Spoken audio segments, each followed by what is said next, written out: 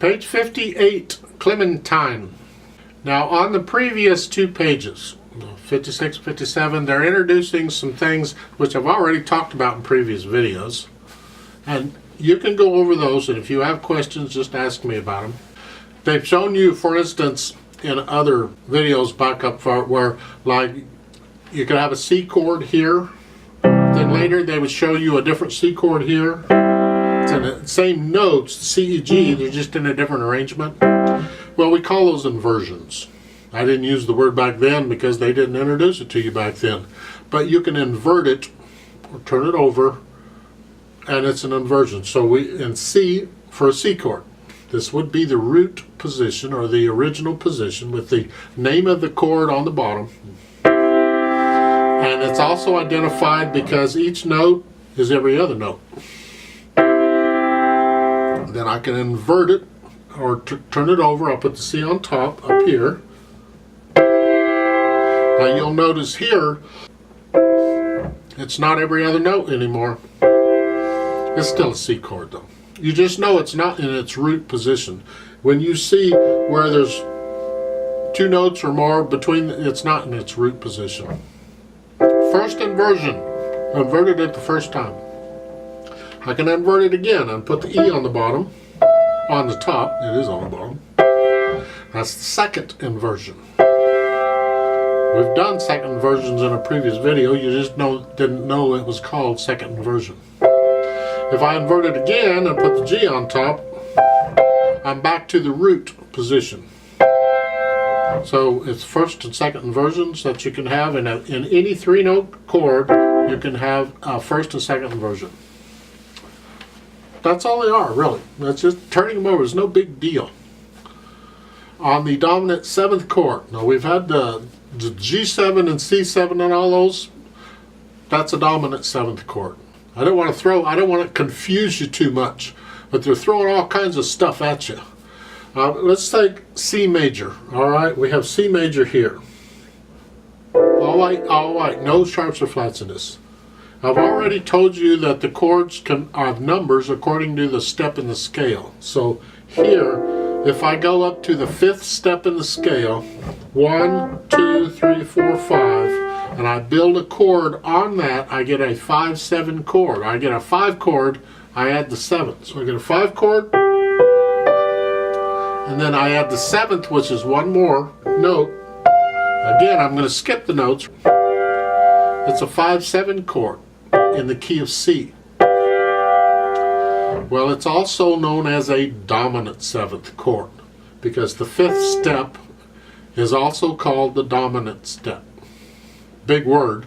Just know that if they're talking about a dominant 7th, it's a 5-7 chord in whatever key it's in. So here. Now, when we've been playing them in these videos in this book, we leave out one note. We leave out the D and just do these. But the whole chord is 4. I can invert this too. I'm coming down here to give me room. Okay, I got 4 of them.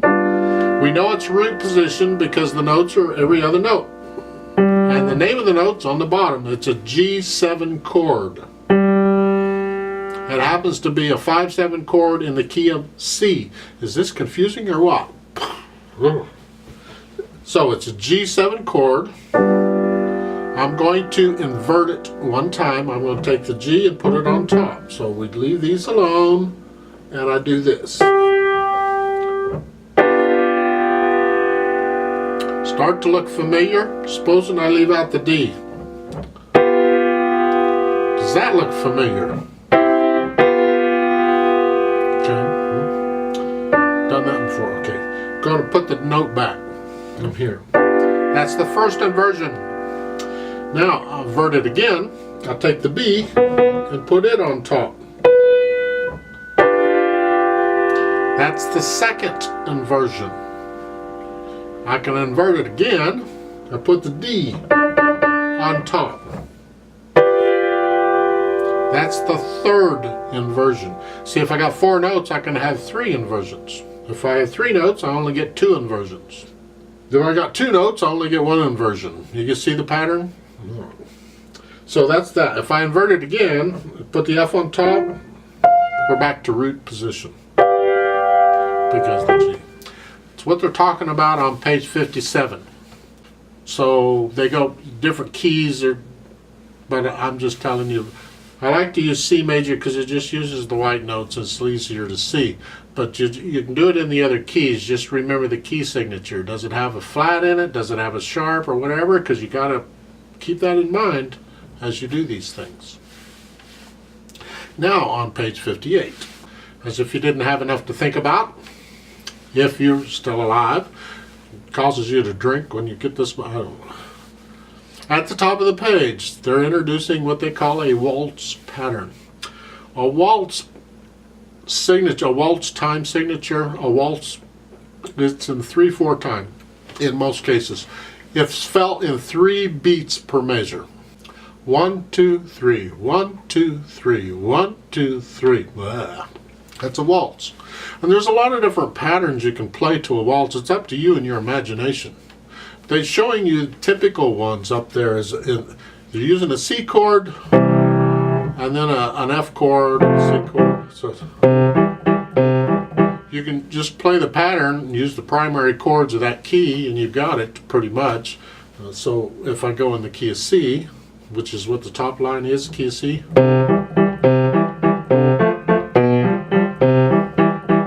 Whatever, or whatever it is, that's it. It's just a felt in 3. So if you look at the time signature down below on Clementine, you see no time signature. And unless they did it on purpose, that is an error because you gotta have a time signature. It's not optional.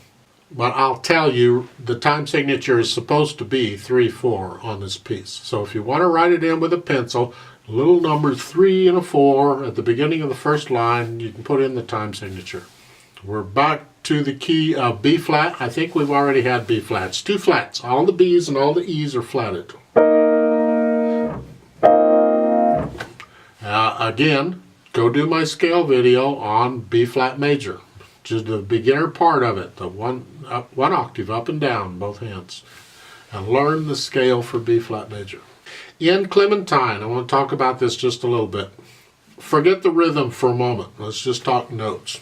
You're starting with the 3rd finger on B flat, and then the first full measure, because those 2 eighth notes at the beginning are pickup notes. It's a pickup beat.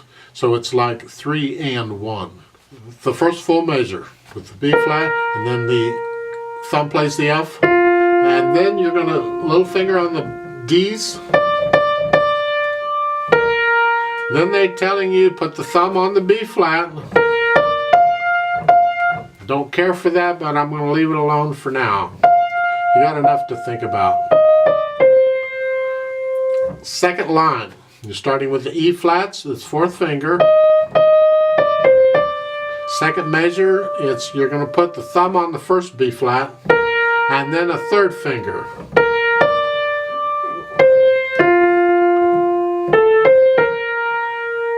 There, so yeah, it moves around a little bit. So you work that out real carefully, one hand at a time, until you can play that with the rhythm, smooth and even, no hesitations or nothing. Then once you can do that, add the left hand. Of course, you got to learn that left hand first. Let's talk about the left hand. At the beginning of this, where the left hand plays, 4th finger on the B flat, and hopefully you know these notes. You need to memorize the notes above and below the staff to, in my opinion, at least 3 ledger lines. We've only used 2 so far, but you really need to memorize these notes so you can look at them and know instantly what they are. So you have a B flat, a D, and then a D and an F. Happens to be a 1 chord.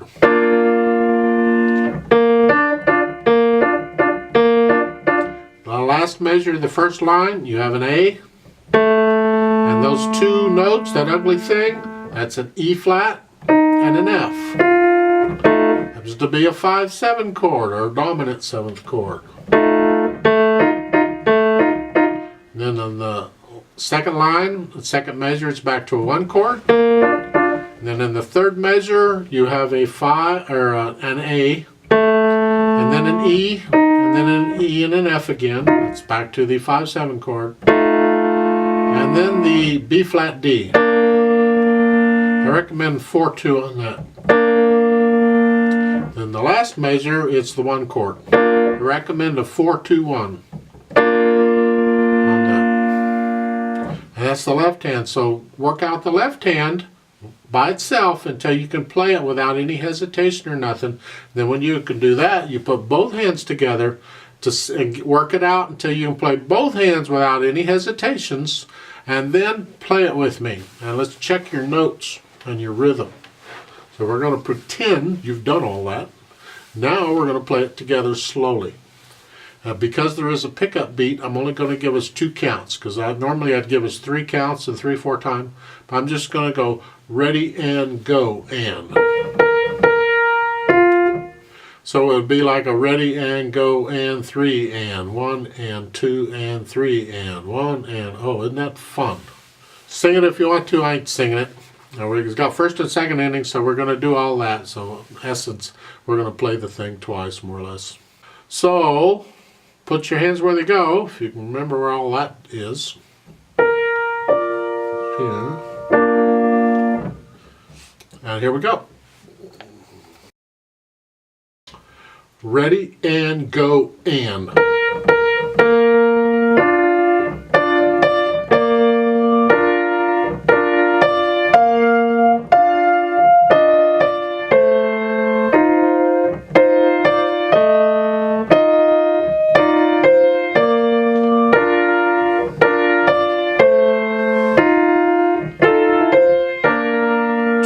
Repeat.